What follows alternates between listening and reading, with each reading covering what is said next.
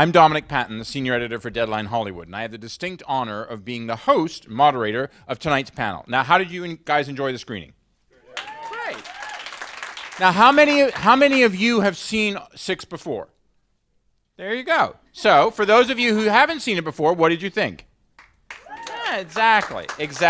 You know, the first season of this show debuted on January 18th on History Channel. It did tremendously well in the ratings. So well that History Channel renewed it for a second 10-episode season. So as much as the story, you know, in many ways, as you guys have seen with this episode, as much as this is a story about the sometimes frayed group of American warriors, it's also about the people at home and the people they encounter. So joining us tonight is a trio of wonderful actresses who helped bring those home fires alive and bravely struggled in one of the worst of situations you could be in. So please join me in welcoming 6's Nondumiso Tembe,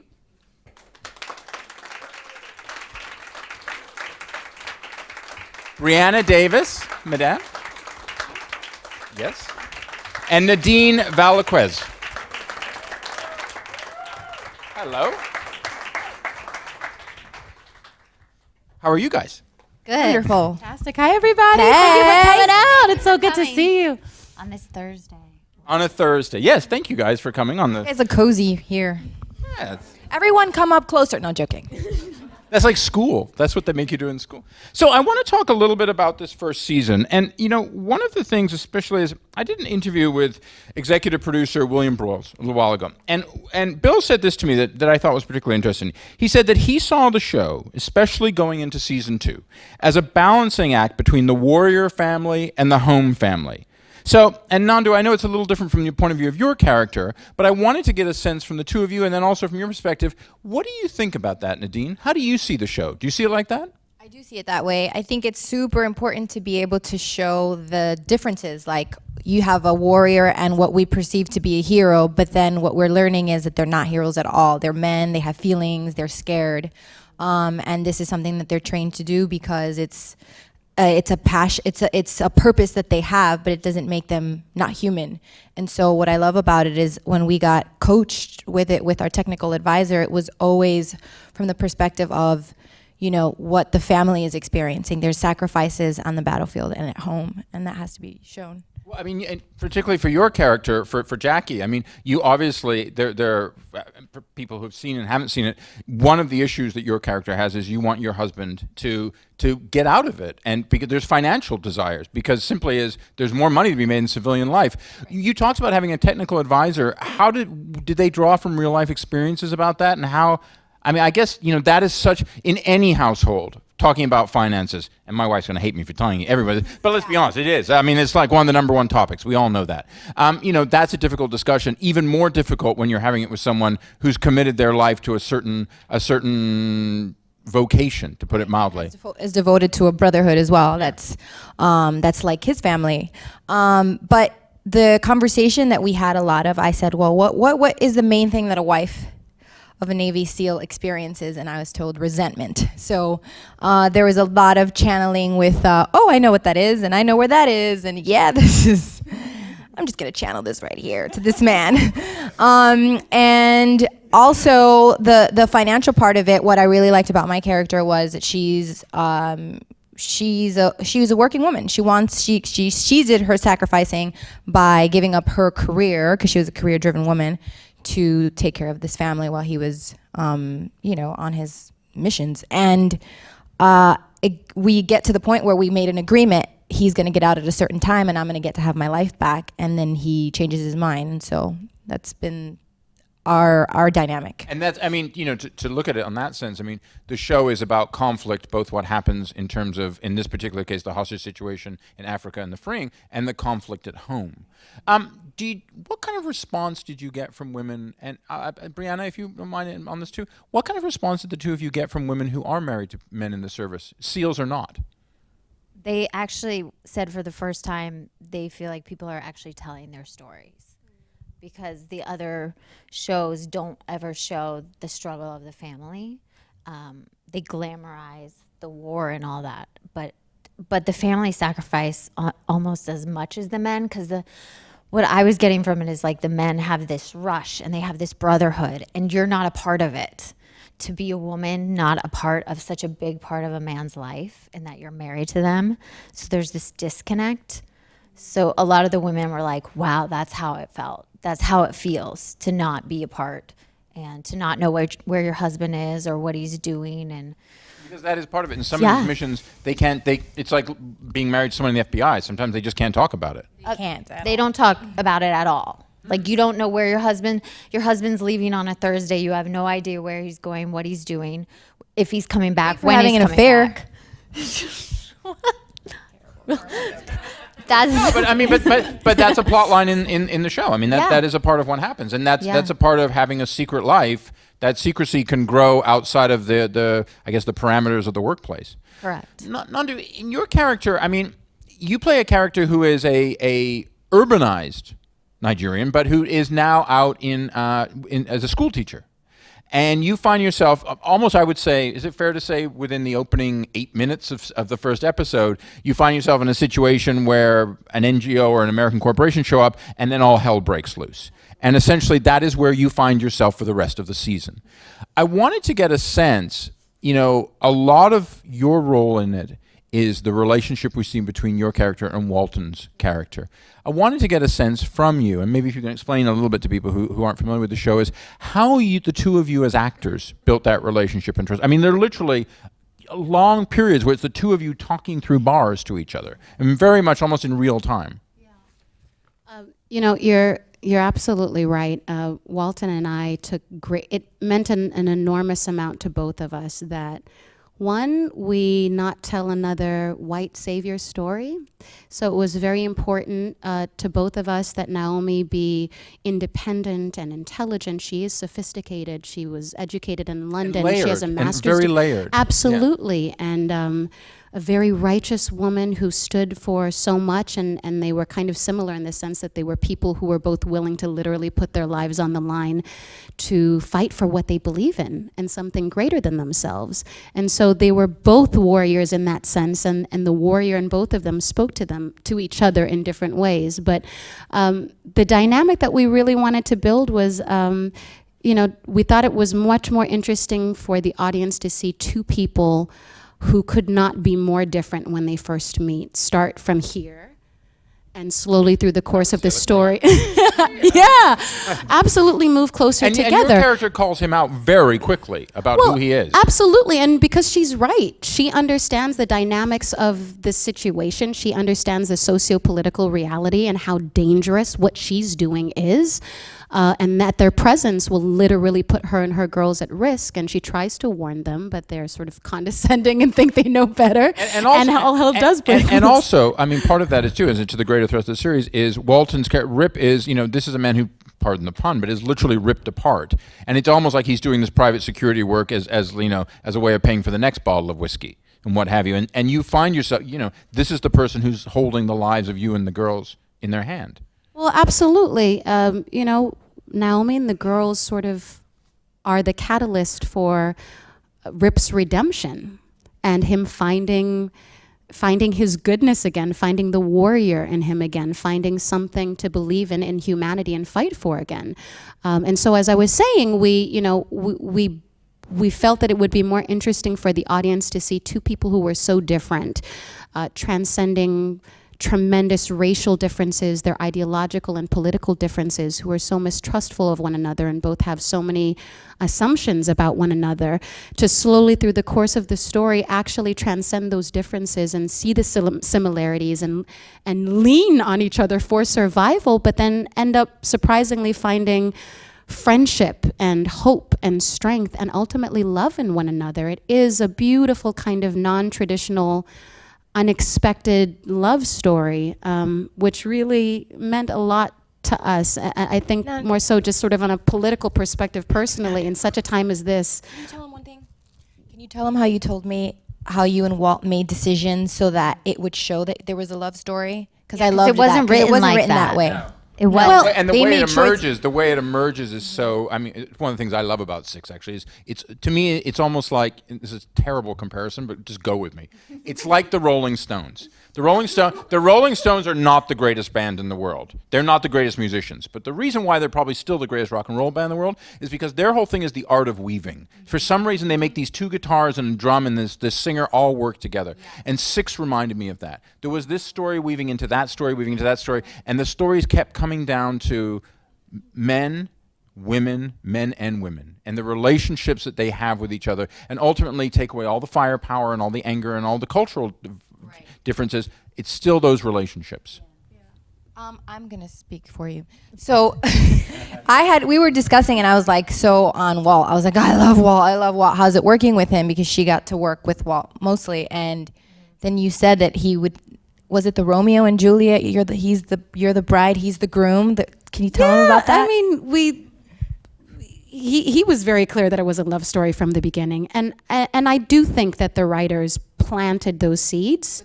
I think it was sort of up to us how far we would take that, but also, because the relationship between in the other marriages, and ours became a marriage or a partnership. I mean, at least a partnership. in the worst possible way, you were the work wife. Yes. I mean, you really were. So, you see a lot of physical intimacy and that romantic connection between the two other SEAL wives and their men.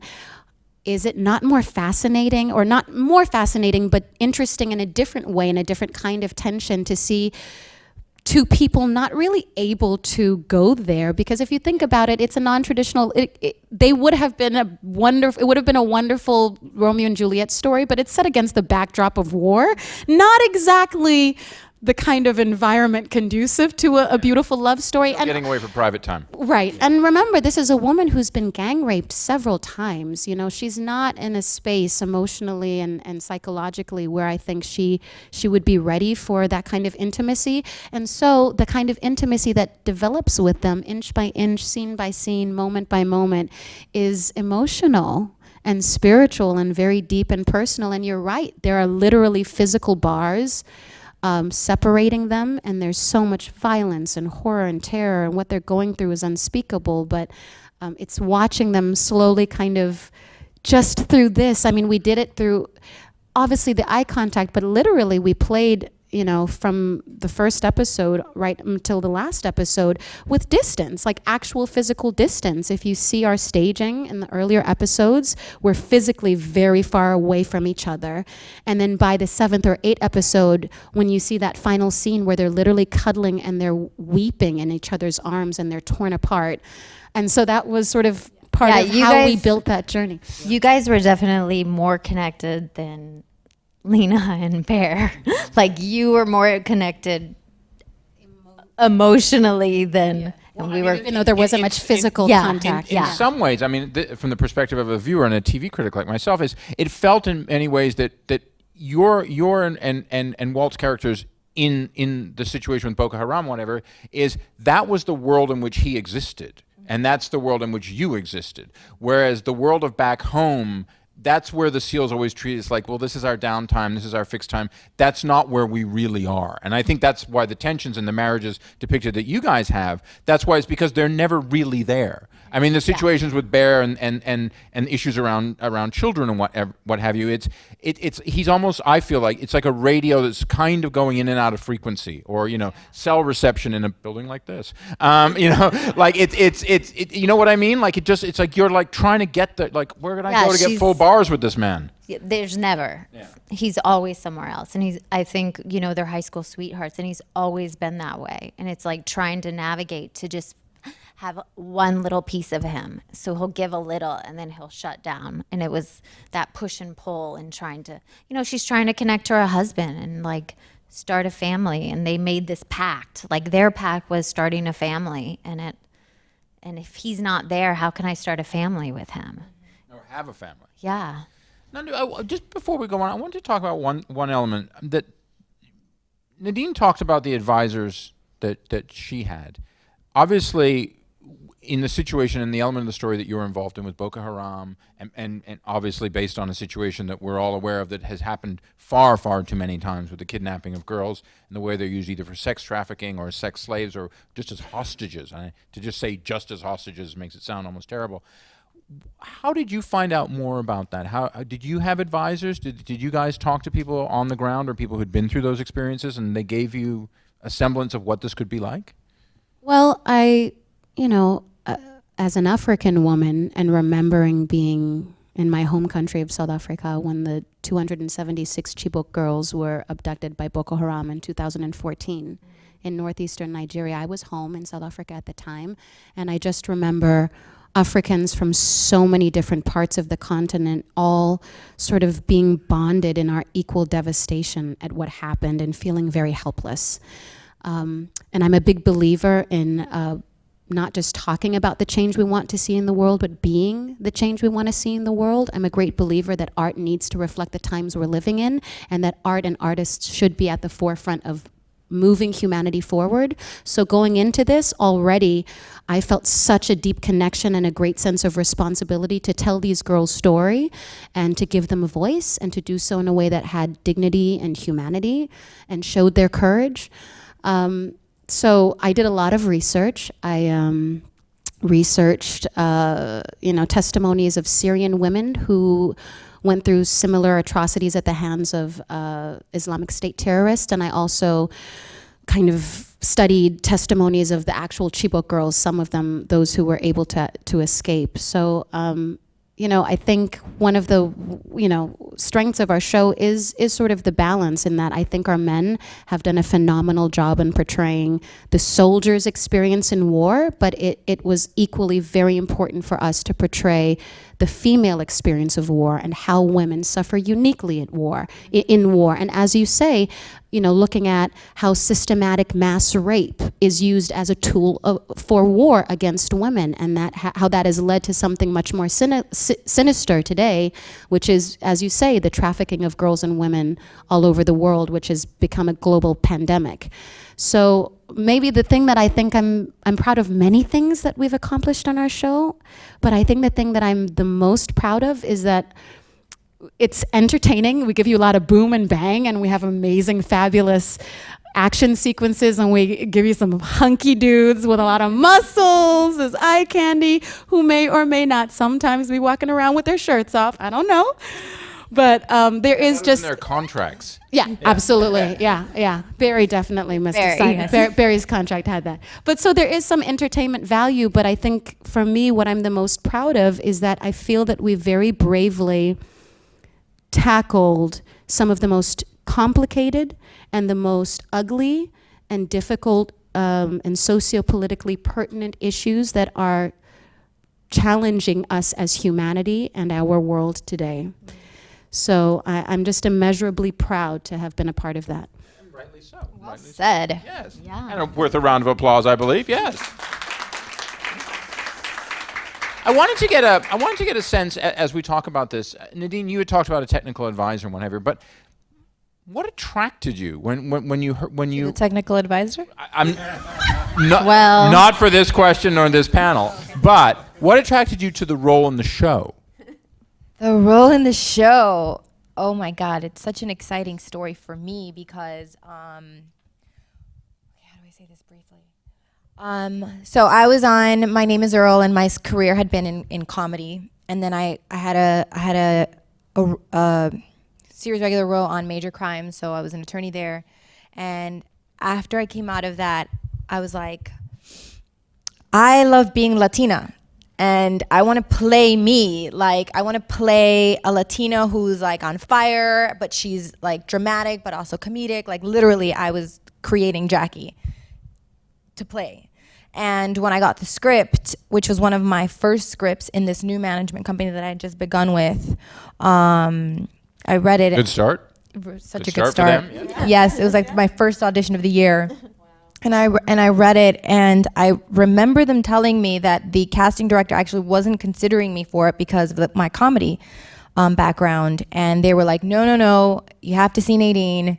Trust me, you have to see Nadine. So I was able to go in straight to producers, and I was so fired up because when I had read it, I was so excited, and I knew exactly how I could play Jackie, and she wasn't necessarily written as that, but to me, she just came to life. And I don't know. It just felt so right. And so when I went in there, it was like, hello, you know, and immediately I felt like just a connection with everyone in the room and the role. I don't exactly know why, but she had all of the elements that I was ready to play as an actress, which was dramatic and heartfelt, but funny, but strong, and like all of these things that I'd been longing to play. You mentioned it, and I want to know. You know, a lot of people know you from your time on Earl. Did you feel that you would be stuck in comedy, or did you feel like, was there a kind of an extra muscle you had to find to get out of that? For sure. I started out when I was 20-something, and I was in a stripper outfit half the time. You know what I mean? So there was a labeling of sexy Latina, funny body, you know, and that was fine.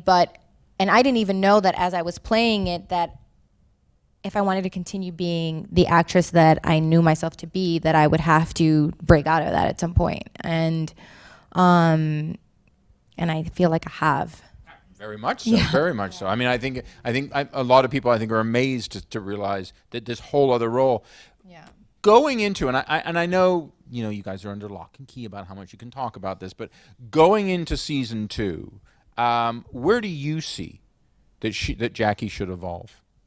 Oh, okay. I would like to see. I'd like to see her take charge, as she was doing already in season 1. She's kind of like 80% there. I want to see her at 110. You know, I want her to be like, no, this is the way, and this is the vision that I have, and I'm gonna be unstoppable, and I'm still gonna love you, and you're just gonna have to keep up. And I want her to make some baller moves, you know? Like, I don't want her to necessarily need to consult, because she's been consulting forever and now she's done with it, you know? Like, I want to see that. Brianna, how about for you, for your character going into season 2? I think finding her voice, Lena's voice. I mean, she's very quiet, which I am not at all. I'm very wacky and crazy. So for me, playing her, I always have to keep it tight to the chest, and I just don't think she can do it anymore. So I just think she's at that point where she's like, I can't be that, like, she's just, and I want her to break, like, I would like her to get messy and like not be so put together. Not the character who's there right now. I'm going to take her to a pole dancing class. This is where the Catalina from Earl is going to kick in. No, but I really would like her reason. to find her One voice. step. Yes. No, I don't think Lena would do that. But maybe. Wild.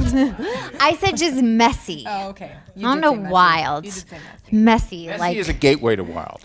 could Just be. saying. I'm just saying it is. Could be. It's like if you start out on beer, you end up on something else. Totally true. Yeah. And But part of that also, but part of that for Lena too, is when you talk about that, and it's the same question I asked Nadine, is so therefore, is a character is very unlike you as a person.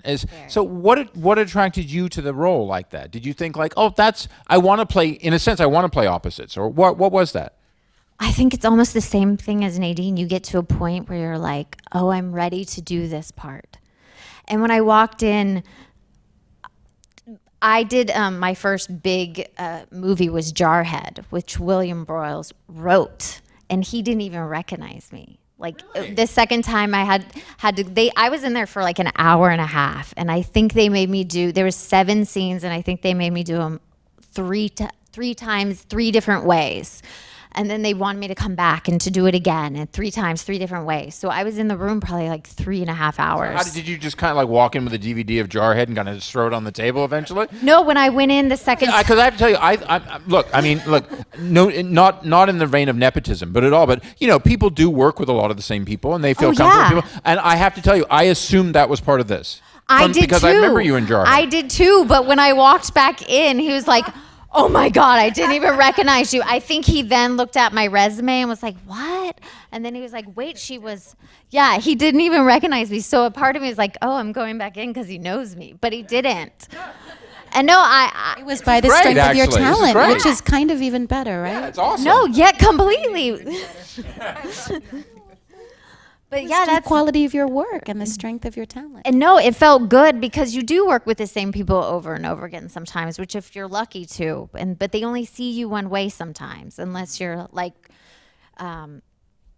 huge. But as like a And you know, and let's just be honest about sexism, and that happens a lot to women. That Yes. does. Women is like, you're that character. I mean, as you said, Nadine. I mean, that's one of the things. I mean, you were that character, and people are like, so you wouldn't play variations on that character for the rest of your career. And I was doing the same thing. I think if you look, they're different characters, but they all have like the sexy like girlfriend or that. And it was like, I was like, no, that's not me anymore. And I came in and I had no makeup on, and they had tennis shoes, and like, and Lena's voice is very quiet and all that. So I think I was just ready. I think I just stepped into it. And that's what I always say. It's like an actor, you're just like, sometimes it's just your part.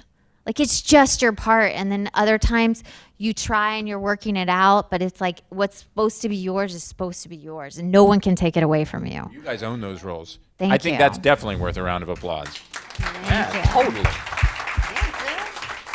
Nandu, I know you have talked a little bit about this already, but I wanted to get a sense from you, though, as well, is when you saw the role and when you looked at it, what was your feeling about it insofar as like, I get that. I know how to get that. Or was that one of those for an actor? Because I know for some actors have told me, you know, sometimes they have to kind of either back into or kind of walk into a role. It's like, it's not there for me. It's a hallway. I need to find it and where that hallway goes.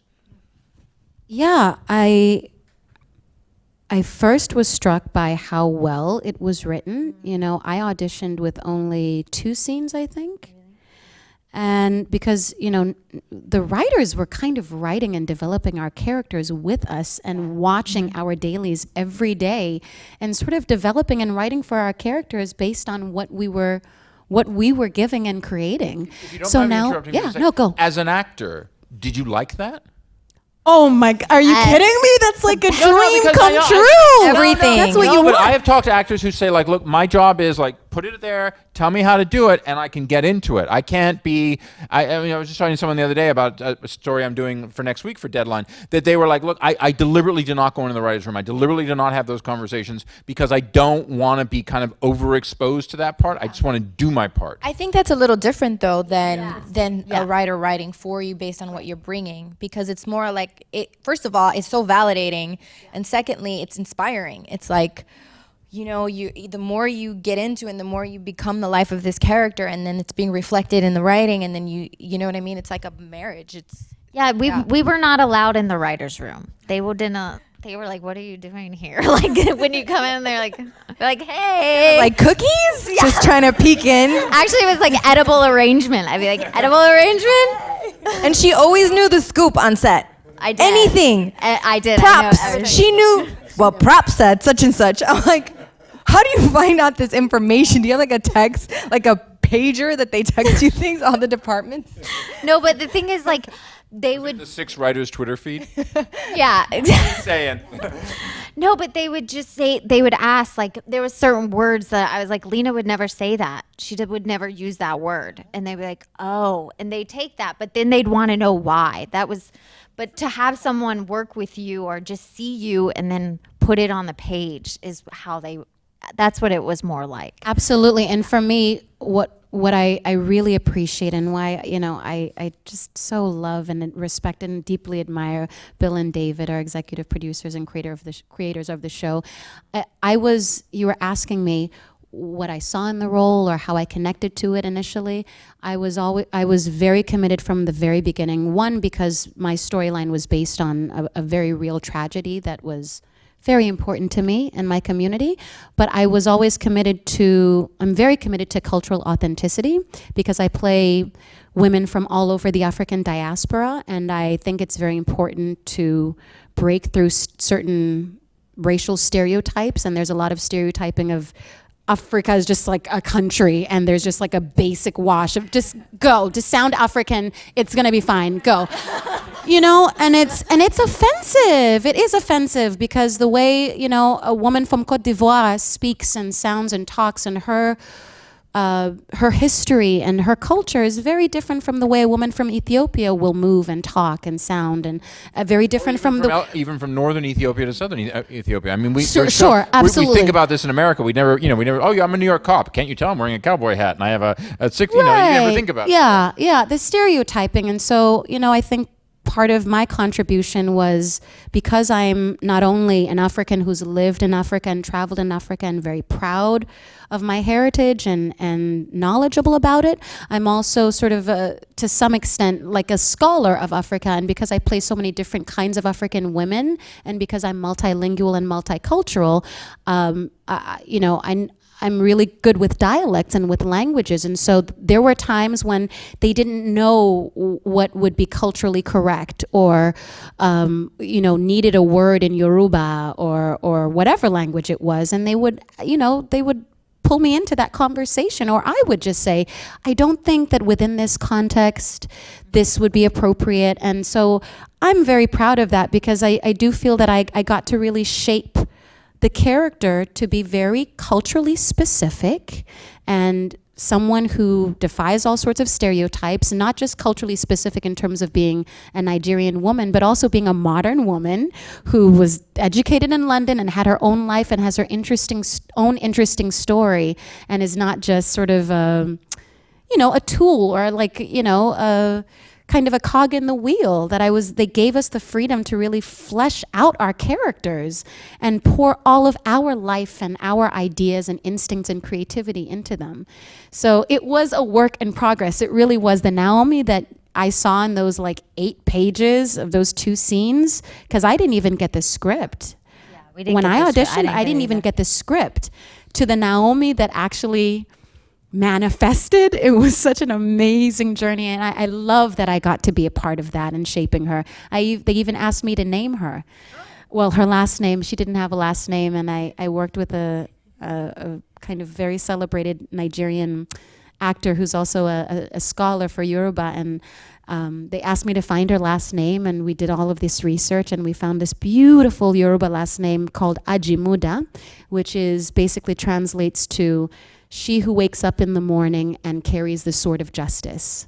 And I was like, Name. oh my God. I was like, thank you, Lord. Like the gods of acting were smiling upon me, because not only are African names very important to us and carry a lot of meaning, so finding the right name was important, but I just think not only just in terms of perfectly embodying who she is and what she stands for, I think just for the entire show as a whole, it's like a perfect metaphor. Every one of these characters, the seals, are those brave and unique people who wake up every morning, sacrifice everything, and put their lives on the lines to carry the sword of justice. The women in their lives are part of that sacrifice and do that as well. So it was just meant to be, like you said. Some things are just meant to be. But to that, what kind of reaction have you gotten to the character since the show has been on? From the African community, or just in general? You be specific if you want to, or be general if you want to. Or rather, actually, to be more specific, what has been the reaction that's been the most meaningful to you that you've received from the character? A great question. That's good. Other one, not so much. So he's like, that's all you get, girl, so enjoy it. The most meaningful. I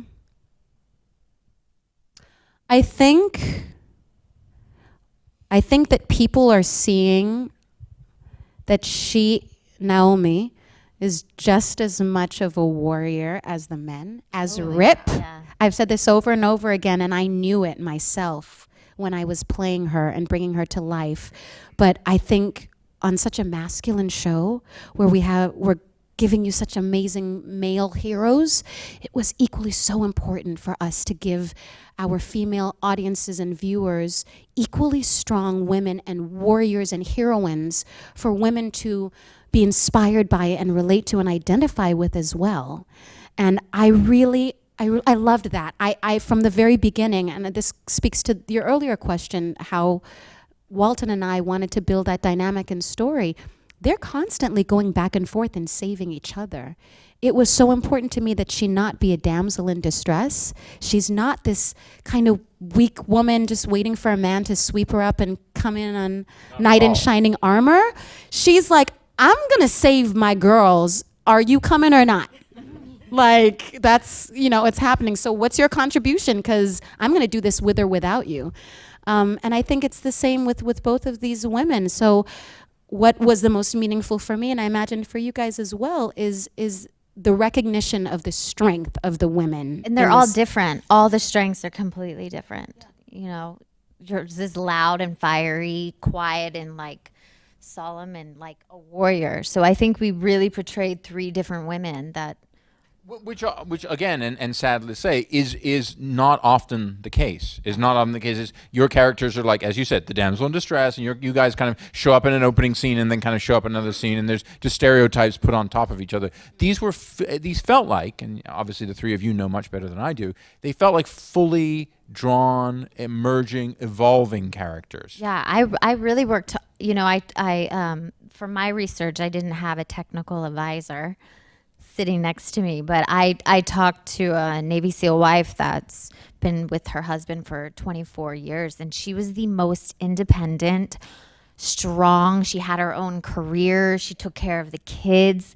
You know, her husband wasn't there half the time, and just the strength, and like, she was so inspiring, and how she keeps the family together. And I just really, you know, raised kids, and they had problems having children also. So I just was like, that's like who they are. They have to be these strong, powerful, independent women. And she said that 1 out of 3 SEAL marriages end in divorce, and that it's because if the woman is not strong and have her own sense of self, those are the ones that don't last. And I was like, so it was really important for both of us to have a career and have that strength. Yeah. Actually, I'll do it now. I have a question from the audience on my little SAG thing here. Hey. Well, we kind of already talked about this. In fact, we've entirely talked about this. I'm going to read the question, and if there's a part of it you guys feel we haven't talked about, we can. But I'll read it out anyways because I appreciate it being submitted. What attracted you to this type of role? The allure of it versus previous characters portrayed, which Nadine, and in fact, all of you have spoken about. What was your preparation process for this particular role like, which all of you have talked about? So, to that, then, what would be interested in, this is kind of a good way for us to conclude, is I'd like to know from all of you, because we are talking about this within the context of Emmy season, and for your consideration, if you could all give us a sense of what do you think was the scene in the episode where your character was like, that's who she is. That's what I want. When people want to see, I want them to see that one. Nadine. I loved my scene in episode 8 where he comes home. I think it was such a beautiful moment of, baby, get over here. You know what I mean? You hero, you. But it was so intimate and it was so loving. And one of the things that William and Bill had told Juan Pablo and I about our character was that we're the glue. We're never breaking up. And this is a family that has each other's back. And so for me, that resonated. I know where that is. I don't have a family. I don't have a husband. So I have a deep yearning desire to have somebody's back, for someone to have my back. So I was able to put that in this family, in the Ortiz family, and will continue to. Yes. Anna? I think the scene for me that really resonated and was the moment, you know, Lena lost that fantasy of what she wanted to happen was in the garage, and I think it was 106, where she sees that he's not going to ever connect or be able to be the husband that she wants him to be, talking about what he just did in the war. And I think for her, hearing it for the first time, what he just did, what he has done, was like eye-opening. And that was the moment where she's like, wow, do I still want to live this life? It's a very powerful scene. Yeah. It's a very powerful And it was really difficult to... You guys played that very close. Yeah. It was very close, and it was very... And most of the time, they didn't want me to break. They didn't want Lena to break. So that was the hardest thing, because as actors, we just want to cry and like have drama and have a fight and like make up and it'd be all dramatic. But they were like, she cannot break, because if she breaks, then he breaks. So everything, I'm holding it. And that was the hardest part. So every scene I would leave and I would cry. I'd be like, because it was just all here. But that's how humans, we don't want to cry. So that scene for me was the most powerful and the most like intense. And So interesting, because if you'd asked me to answer that question for each of their characters, those are exactly the scenes that I would say. And I don't know. Prep that. No, I promise no, but I'm just saying that you're absolutely right. They're those just moments, I guess, where everything there's something that just drops in and things just make sense and something in your character comes to life. For me, it was episode 103, directed by Kimberly Pierce. It's the moment where Naomi becomes a warrior. She's been gang raped. She's been through just the worst that you can your worst nightmare as a woman. The girls that she was responsible for have been torn away from her. She knows what hell is waiting for them. And she gives herself up to be raped again, to help to, create a decoy for Rip to escape from the cell and for them to be able to escape and try to rescue the girls. And I've got to say, I think the SEALs are really strong and their sacrifice is unbelievable, and they're in these unbelievably difficult physical situations. But I just cannot imagine giving yourself up to be raped to save someone else. That's a personal sacrifice on it. Like, there's no going back from that. You can't recover from that psychologically or emotionally. And so there was I found an inner strength that was beyond anything that I think I've ever encountered. It is superhuman. And it's what happens when when the people that you love are in danger and there's nothing to do but you got to get out. You got to do what you got to do. yeah.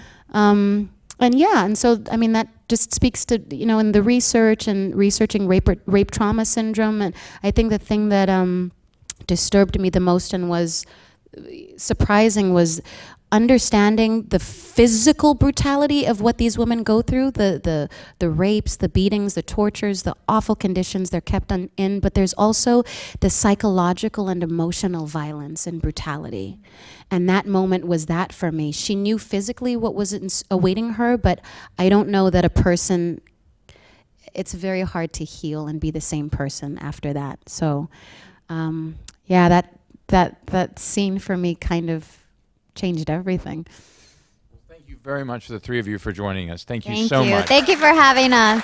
Thank you for coming. Thank you very much for you. you joining us. Thank We'll you. see you soon.